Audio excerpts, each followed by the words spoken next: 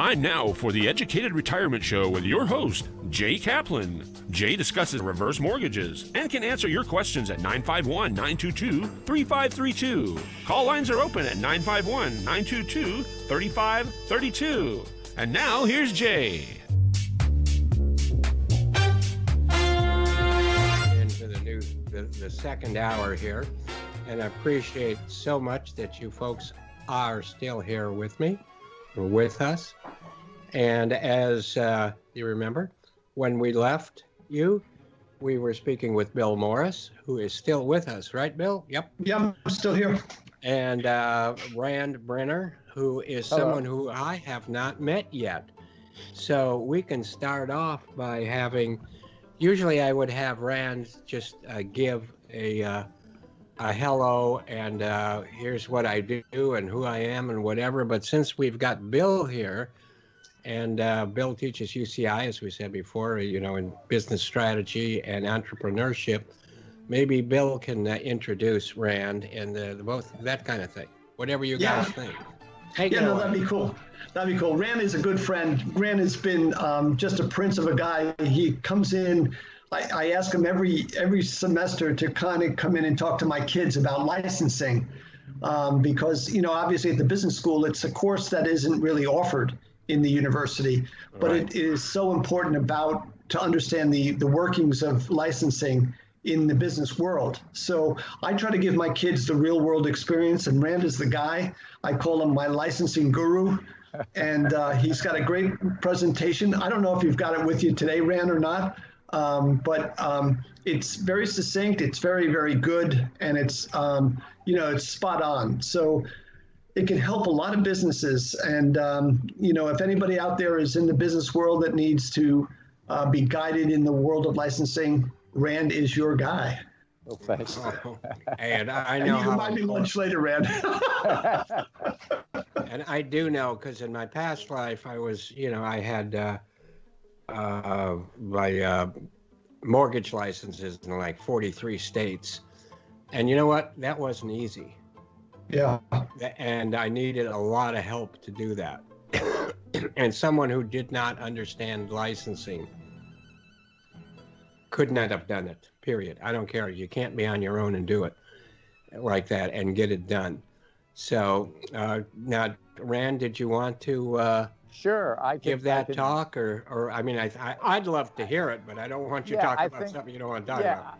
I think, as we pointed out, a discussion is probably a good way to go here. And I think touching on the points, and let me just give a little bit more meat around my introduction. The licensing we're talking about here is intellectual property. My specialty is working with people who have intellectual property and want to find ways to basically make money with it. That's the licensing process.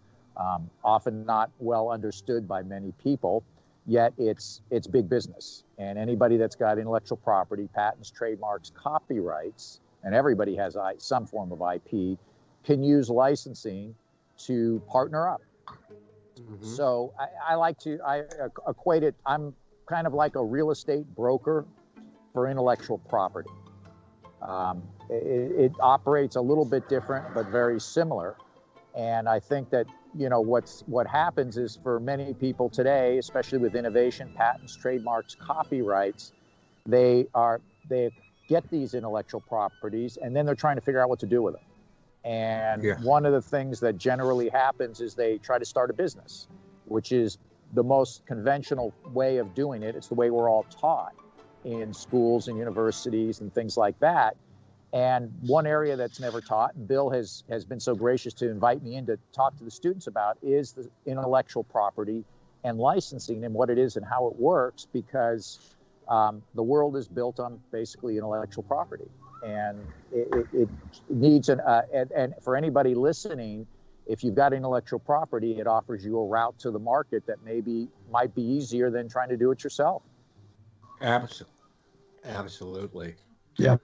So it's always, I don't care who you are, it's always better to have help. It's always better to do it with other people, or where you can exchange some of that intellectual property with other people and get some of their intellectual property. And both of you can do as much as you can, probably more than you could by yourself, right? Yeah, well, that's a big part of it. I often like to use the analogy. Think of it that there's companies out there that have been operating for years and years, and so they're pretty good at what they're doing, whether it's selling Right. products, services, technologies. And if you're a newcomer coming in and you've got this new intellectual property, whether it's an invention, a widget, whatever it is, oftentimes you have to try to figure out how to get into the market and set up sales and operations and everything else. But if you use licensing, basically you can partner up with one of these companies that's already in the market, and you're basically using their resources. They, in return for them getting to use your intellectual property, they'll pay you royalties, but they've got already the sales teams in place, distribution, manufacturing, marketing, and it can be a very successful model. And in fact, it's used by many of the world's largest corporations around the world. Have licensing as a big part of their revenue streams. Yeah. You can name just about any industry and you'll find that licensing is a big part of it. Yeah, maybe what's really kind of cool, we could start with how my students absolutely love when Rand, starts to give a little bit about his background with regard to Batman. And he's been around, for a while. So maybe you can start with that, Rand, on how you got started. Yeah, we missed some of that, like your 50,000 sit-ups or whatever it was. Or 10,000. We missed that on you. We'll have to catch up with that part next time around, which I hope. Yeah, that's not important. That's not important. Yeah, I think, and Bill raised a good point. Often I'm asked the question of how did I get into this business? And like many others, it was by accident. But I started in the entertainment business back in the 80s at a time when licensing wasn't a big part of their business. I had joined Warner Brothers, and at that time they had the first Batman movie. I know I'm dating myself here, but now, are we talking about the Tim Burton?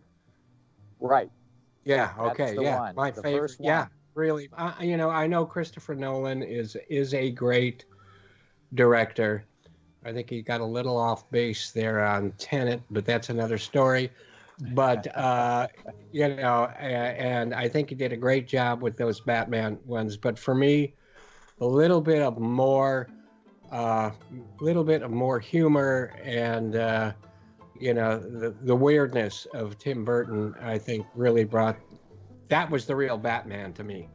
Well, yeah, and that was, of course they had the star power of Jack Nicholson, Michael Keaton, folks like that.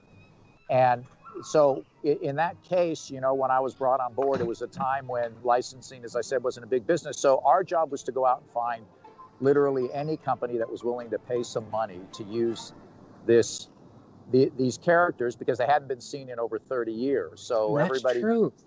Everybody hadn't seen Batman since the 60s, and here we were coming up on the 90s, and everybody was feeling like maybe this thing isn't going to work. And so it was one of those crazy times where you're kind of thrown into the fire, no training, and we went out and put together all sorts of crazy deals. And of course, when the movie opened, I like to say it went like a bat out of hell, and it became a big hit. And that was probably a point at which many of the studios sat up, took notice, and said, "Wait a minute, maybe there's some big money to be made on the back end of these things." And of course, there is, as we can see now.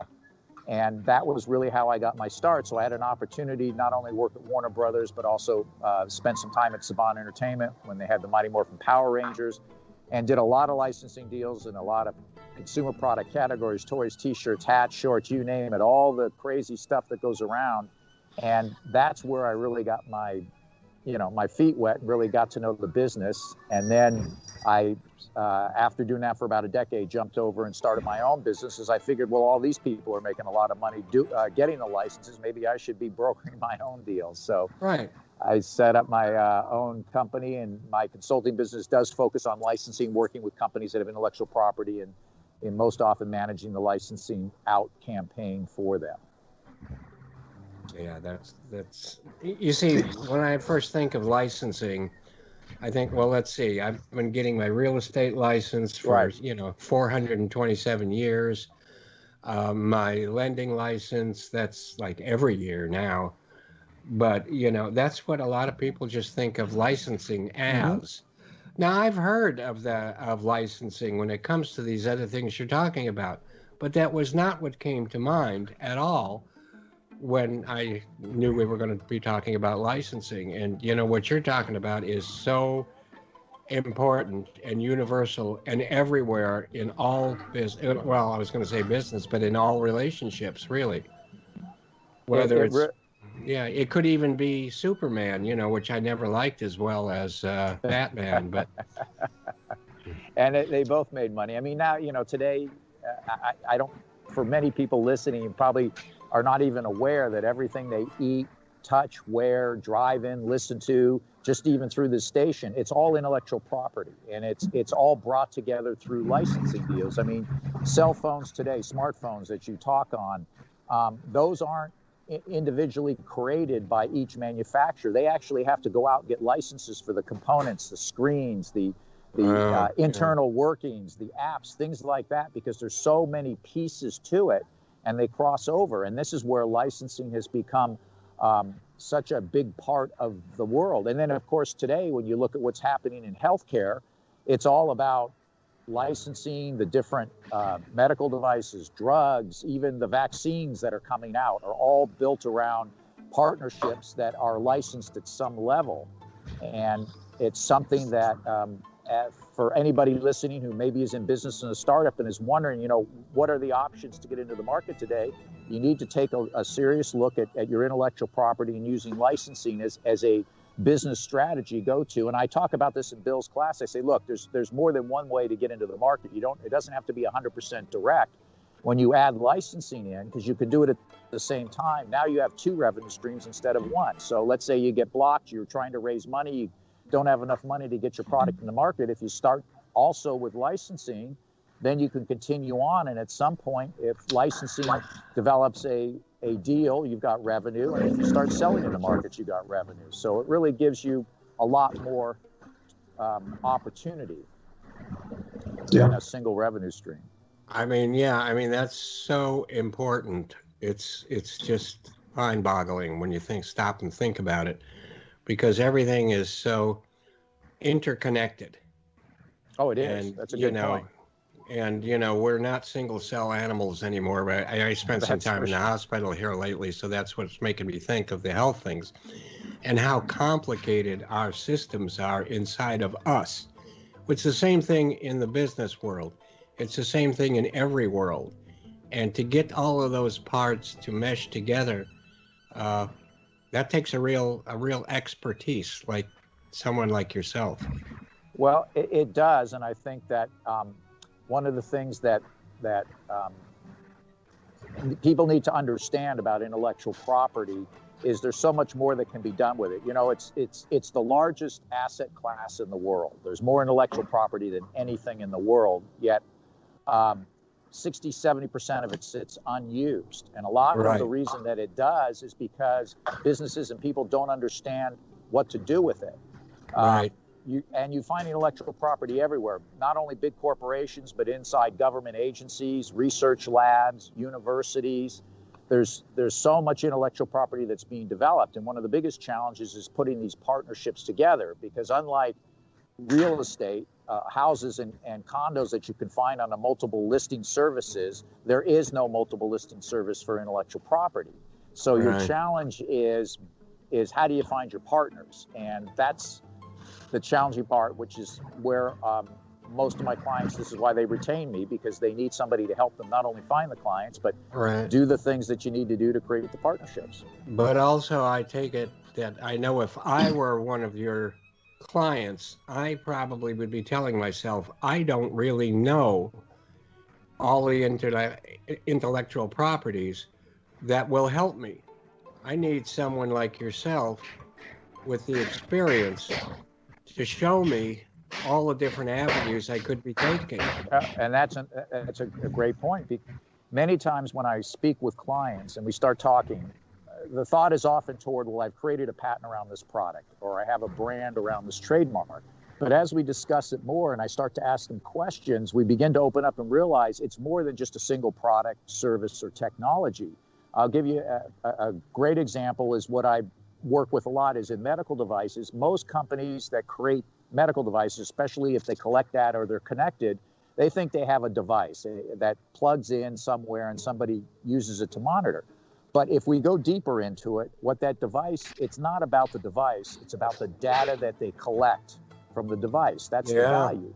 Okay, and that back-end data is what's known as the trade secret. That's the real value of what their device is. And so in many cases, they're focused on trying to sell a product rather than understanding the value you're getting is in collecting data and what can you do with that data? Who would be interested in that data? What partnerships can you create as a result of that? That's just one example. That's a full-time job you just said there. Well, it can be. And it doesn't stop there, by the way. Manufacturing processes, research and development processes, maybe you're a marketing expert, a business development expert, a leadership expert, whatever the case is, that's all intellectual property. And if it works for you, it can work for somebody else. And this is what you can do with it, is you can take it out and let others use what you've created and you know works. So there's many avenues that you can approach, and it's a big subject. I mean, the challenge is, of course, most information is hard to get. It's mostly focused on the legal side and the academic side, not on the practical side. As I share in Bill's class with his kids in there, I try to, share the side of saying, look, this is a money-making process. Licensing is like marketing, but you just have to understand what steps you have to take to make it happen. Forgive me. I'm recovering from some action, but it is like marketing, isn't it? And without you having said it, I may have gotten there myself because of the things you're bringing out, but it is just like marketing. Well, it's a form of marketing. It's basically a form of marketing, a different strategy. It's a different marketing strategy is what it is. Mm-hmm. And it can be used as part of your direct go-to-market, or it can be used as your sole go-to-market. Mm-hmm. And you have many companies today that look at licensing as a better way to make money. Like, for example, Nokia doesn't make their phones anymore. They stepped out of the production business and they license it out because they realize that it's their patents, their innovation, that's far more valuable, and they make a lot of money by licensing it out. And then if you look at some of these other big technology, look at Polaroid and Kodak, both of who went bankrupt, yet they've been reinvented as innovation companies because the value is in their technology. And so now they make tens of millions, in some cases hundreds of millions of dollars, licensing out their technology. Wow. And that's just the tip of the iceberg. Yeah. Boy, it sure is. Wow. And I know that even just lucky enough we are to have Rand on this call. There's probably only about 5 minutes left, but I would love to make sure that people understand that they can get Rand's free newsletter. And also, he's got a podcast and he teaches this stuff. So, sure. Is there a way, Rand, that you can kind of? Absolutely. I put together 2 websites. One is my consulting side, and you can find that at licensingconsultinggroup.com. That's licensingconsultinggroup.com. And there's free reports, blog posts, research, things like that people can access. And then my second website is licensingforprofits.com. That's the number 4, licensingforprofits.com. And if you want to learn the how-to, the mechanics, step 1, step 2, step 3, what is an exclusive, what's a non-exclusive, how do I present my IP, you can get all of that stuff at licensingforprofits.com. Lots of, as Bill said, lots of free newsletters, e-courses, webinars, seminars, and then if you wish, you can take some of the training courses to learn how to do it. And it's all there, so anybody listening or watching, feel free to visit those websites and sign up. I'd love to have you as a subscriber and share this great information with you. And do you have a phone number you may want to share or may not want to share, or rather Sure. they go to the...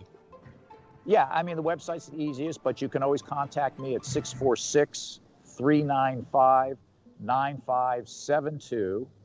And you can send me an email if you like at Rand, that's R-A-N-D, at licensingforprofits.com. That's licensing, the number 4, profits.com.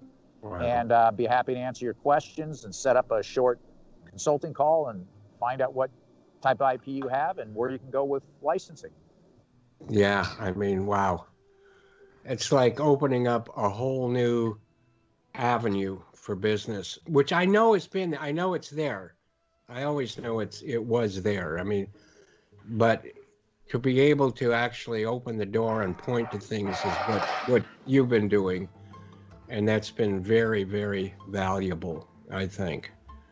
Very valuable. Now, let's see, Sean, when did you want to take a break?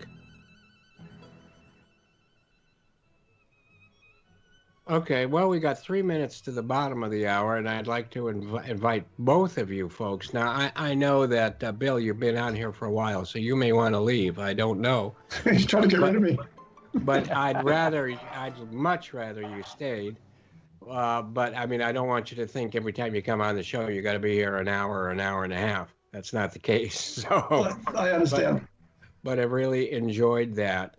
And then I know Rand said you could stay a little while longer, and that would be great too if you wanted to. We could talk about licensing for the Joker too as we get further. But I don't know what you thought of that last film, but I think what's his name, Phoenix, whatever is. I think he's a great actor, but that film just not for me. But thank you so much. I don't know. But so, I don't know. We'll see when we come back here in another minute who still is here and who still ain't here. But Rand, thank you so much for this much so far. It's really opened my eyes. It's My been pleasure. something in the back of my mind that I kind of knew about, but I was never able to. I was never able to put it into words like you did. Yeah. So I really appreciate that, and I'm sure everybody else does also. So I think we're probably ready for a break, and we'll be back very, very soon. And to both of you gentlemen, one more time, and Bill, it's great to see you again. And Rand, it was really great to meet you, and I hope that we get to meet each other in person before too long. I look forward to it. Beautiful. Okay. Me too. Thanks. Thanks again, and thanks for all the listeners, and we'll talk to you when we come back. Bye-bye. Okay.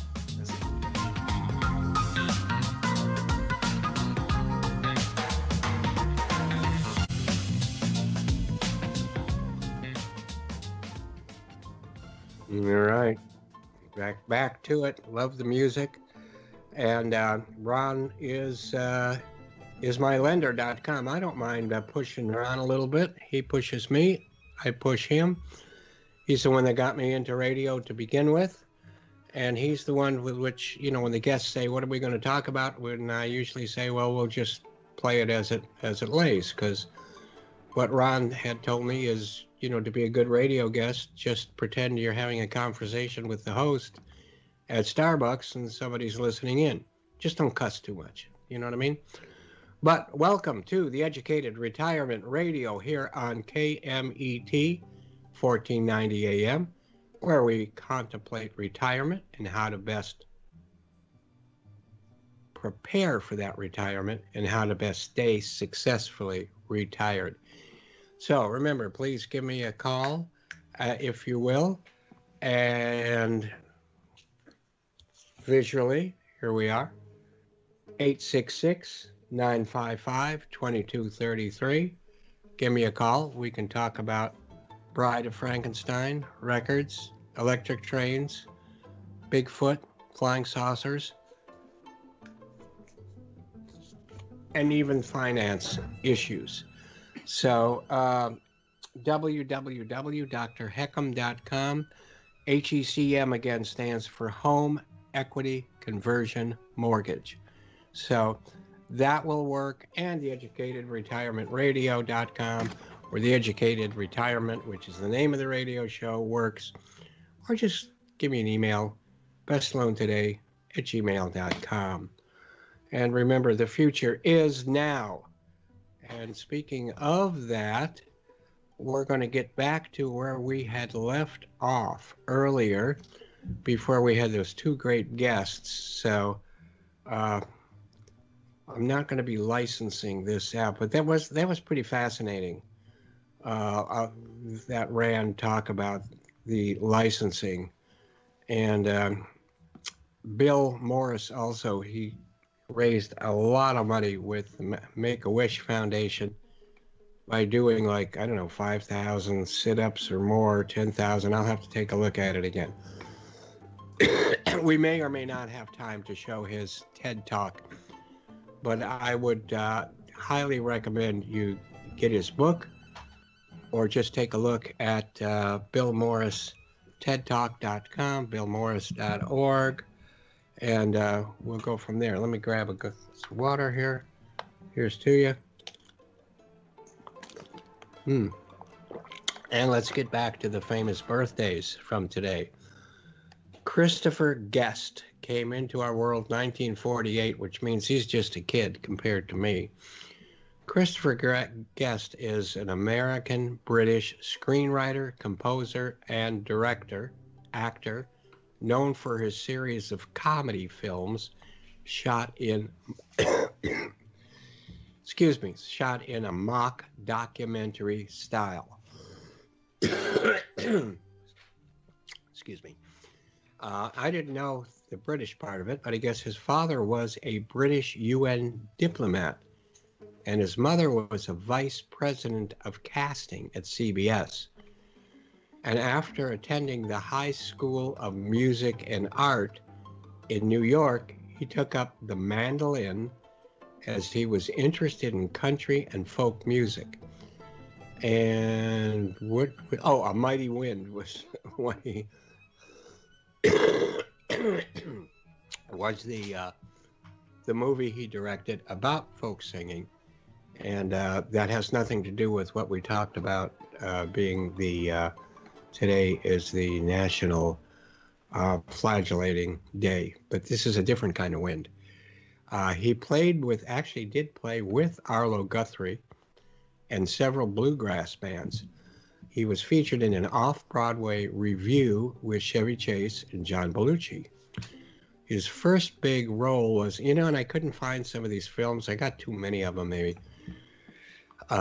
was in the Rob Reiner film Spinal Tap. In fact, after all these years, I used to know it was Rob Reiner, but I kind of got it mixed up with Christopher Guest, and I was always thinking it was one of Christopher Guest's first mockumentaries, but it was Rob Reiner. And then he began writing and directing and starring in his own mockumentaries. And his frequent writing partner was the man with two left feet, if you ever saw one of the greatest and funniest films in the history of the human condition. And that was Best of Show, or Best in Show, I forget what. And I know I've got it around here somewhere, but that was Eugene Levy, who had two left feet. Anyway, I don't want to think of it too much. I start laughing and maybe coughing. So, no, I don't have it. I'm sick. I'm just recovering. And the two of them, Christopher Guest and Eugene Levy, formed a repertory group that includes Catherine O'Hara, Michael McKean, Jane Lynch, Harry Shearer, Ed Begley Jr., Fred Willard, who unfortunately is passed now, Parker Posey, Bob Balaban, and of course, Eugene Levy. Among the movies would be, and like I said, I know I've got most of them around here, but anyway, Waiting for Guffman.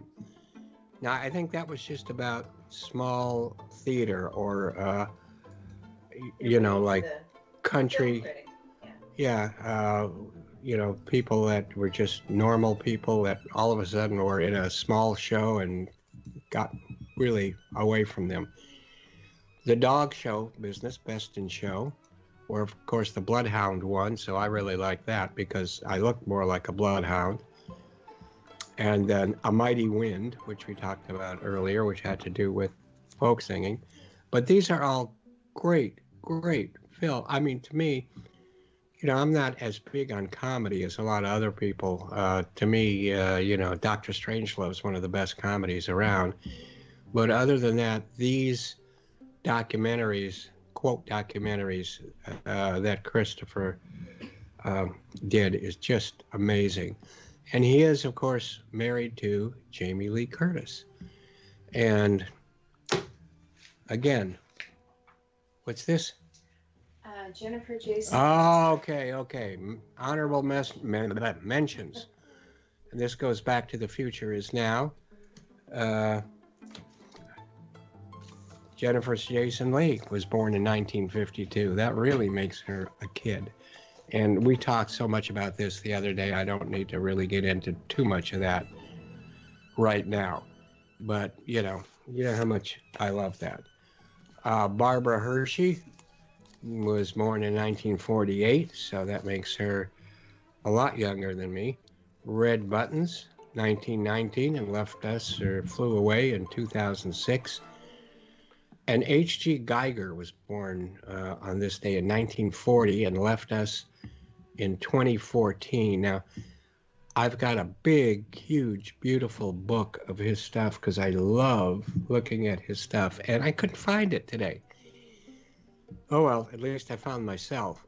But, a lot of us know him mostly for being the designer of Alien, okay? And, well, we know about that. And, of course, this. But, the thing is, he did more in the film than just the monster itself. As you recall, the interior of the ship that was found on the other planet, all of that, it looked like it was a combination of biological and heavy metal work, which was just amazing, the way that came together. And he died tragically in 2014. I think I don't exactly remember all of the details, but it was unexpected. And I think he fell off a ladder. He fell off a ladder or something like that. So I don't exactly know what that was, but I know it was unexpected. But speaking of Alien, I don't know that everybody knows the love theme from Alien. The really, really nice, which is really nice music, although it's hard to talk about a love theme, but that's Howard Hanson's Second Symphony, the first movement from Howard Hanson's Second Symphony called The Romantic. And all I can think about now is Alien when I hear it. Michael Sheen came to us in 1969, Charlotte Rampling in 1946. That means she's just as old as I am, i.e. old. Now, just as a note, and not a real great one, but Christopher Plummer died today, passed away today, and he was born in 1929. And I thought he would never be leaving us. He just brilliantly took over that part for the Ridley Scott film about J. Paul Getty and the kidnapping that was involved with his grandson, and of course did an absolutely magnificent job. So sorry to say that actually is what happened there today. But got a few more things here, but I wanted to remind you that you can always make payments on a reverse mortgage. Always. As my old buddy Martin Andelman once said, you can put the loan in forward and make any payment you want at any time you may want. And you can put it in neutral. And if it's in neutral, you can make interest-only payments that keep your loan balance from moving and a lesser payment than you probably have right now. Or you can put it in reverse and make no payments at all. So as another friend says, the owner of a very successful reverse mortgage company, Omar, says, and this is so true, and people like myself that work in this all along, sometimes we don't realize what's right out in front of us. The HECM, or home equity conversion mortgage, is just an ordinary loan. Well, we know that you're already familiar with, except it has a reverse option to it. So maybe you want to take it as a reverse, maybe not. But here's what I have done, my wife and I. We thought we were going to make payments, okay? And I have a few times. But, you know, the equity is going up so much, and I think everybody within hearing distance, your equity is going to continue. They're talking about California as like a, 5% plus, almost 6, well, whatever. It's huge. Remember, the loan is on a small portion of the entire value of the home. The entire value of the home is increasing at a rate that's well above what you may be paying or accruing on the loan that you're not paying on. So again, you can freeze it anytime you want by paying interest only. And of course, anytime you want to take money out, you can, because it goes both ways. You can write a check right from your own, well, basically. You have to call them up and they'll put the money in your account by the next day. But you can write a check from your loan, and then you can put it back. Or if you can make a couple of payments and then decide a month or two later, hey, I'd rather have that money back. Well, you just get it back. So you just do what you want on that. Now, what happened in this day in history? Buster Keaton's The General opened on this day in 1927. Now, I've got a laser disc and I've got a DVD and I've seen it, 50 times. Couldn't find it today. Last time I saw it, actually, I was in LA and it was at the Hammer Museum or whatever in Westwood. Saw it there with a friend of mine. By the way, that friend of mine, his loan is closing today in Beverly Hills. That reverse mortgage. His wife also went through surgery this morning, so definitely wishing her the best also. But today, Charlie Chaplin's Modern Times was released in 1936. And I love this film. Love it. There it is. Just to show you. Okay. Now this Modern Times, it was beautiful. Anyway, what was the other film that came out? Not too much. This was in 1936. I think the other one came, well, he wrote the music for Smile, beautiful song. And do you remember, that's that one I'm trying to think of, and I know it's probably sitting in the hallway right where that one is, was opened, it was done, or shown for the first time, I should say, at the Los Angeles Theater, which is a gorgeous place, which you need to get down to once you can get down to it. So from wherever you are, Inland Empire or whatever, you take the train right downtown, you can take the subway right over there, and then we can talk. Actually, we ought to just talk a half hour about taking the train to downtown LA and what to do there. But Modern Times, 1936. The Third Man came out in 1950, and with its lovely zither music. I don't know if anybody remembers, but this is an outstanding film.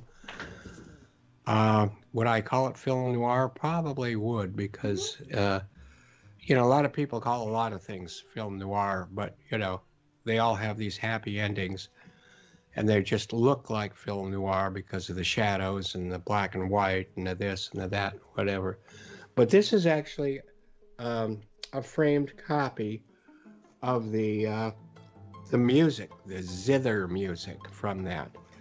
And, it is said that there are the two greatest entries or entrances in film. One is Ursula Andress in Dr. No, and the other one would be Orson Welles in The Third Man. And it's amazing. And it's not a film that Orson Welles directed. That was Carol Reed. But my God, what what imagery there is there. So we also need to spend a little time. We're waiting for the space shuttle to come back down from the International Space Station, and NASA Nellie is going to give us a report, not particularly on a UFO, but one that has been talked about and associated with UFOs, and I'd like to get a little discussion in afterwards maybe about that. So I don't hear the, oh yeah, there we go. Okay. So NASA Nellie, are you there? Yep. Okay. This is the Dyatlov Pass incident. On February 1st and 2nd of 1959, 9 Russian hikers died in the northern Ural Mountains in uncertain circumstances. This experienced group were all from the Ural Polytechnical Institute. During the night, something caused them to cut their way out of their tents and flee the campsite while inadequately dressed for the heavy snowfall and sub-zero temperatures. Each member of the group were exceptional hikers with ski tour experience and were to receive the highest certification available in the Soviet Union on their return from the 190-mile hike. The route was designed by the group and approved by the Sverdlovsky City Route Commission. The group of 10 arrived by train at Yidville in the early hours of January 25th. They took a truck to a small village and spent the night, purchased and ate loaves of bread as recorded in their journals. The next day, they began their trip. One member suffered health ailments and turned back as he was unable to walk, leaving the team at 9 members. Diaries and cameras were found around their last campsite and showed they lost their direction because of snowstorms and decreasing visibility, and decided to set up camp on the side of a mountain rather than a forested area. They had planned to telegram their club as soon as they arrived to their destination, but when there was no word for several days after the estimated time of arrival, relatives demanded a rescue operation of students and teachers. Then the army and the militia followed with planes and helicopters. The searchers found the group's badly damaged tent, half torn down with cuts open from the inside, and the hikers' belongings and shoes were left behind. In time, their bodies were found, some many feet from each other, with odd, severe injuries, some comparable to a car crash, suggesting they scattered in a panic to save themselves from a calamity of some sort. There was speculation that the indigenous Mansi people, reindeer herders, attacked and murdered the hikers. This proved to be untrue. The nature of the fatal injuries would have not been caused by humans, and not even consistent with animal attacks either, as there were no signs of tracks. To make it more puzzling, some levels of radiation were found on the clothing of the hikers. In time, the files of the investigation were sent to a secret archive. Negatives from the hikers' cameras, along with diaries and journals, were released as late as 2009. A possible conclusion was an avalanche or hurricane, but the location did not have the signs of certain debris patterns of an avalanche. It was reported there were no such conditions at that time of year, and the experienced hikers would know not to camp in the path of a possible avalanche. Another idea was infrasound wind creating a vortex that can create panic, or military test possible explosions, scaring the group. To add to the confusion, another group of hikers south of the incident reported strange orange spheres in the sky that same night. Orbs. The negatives revealed a mysterious clue, an odd figure on one of the last frames shot. It showed standing near a tree, a huge creature resembling a Yeti, alias Bigfoot. And the last few words in a diary translated, "Now we know the snowman is real." There's that last picture. And yeah, it is a little fuzzy. So what? You know, some people try to say it was just one of their own people dressed up. If you look at the length of the arms compared to, say, the length of the arms on a human, I don't think that that was the case at all. Here, here's a freeze frame. This is a real Yeti here at a very young age.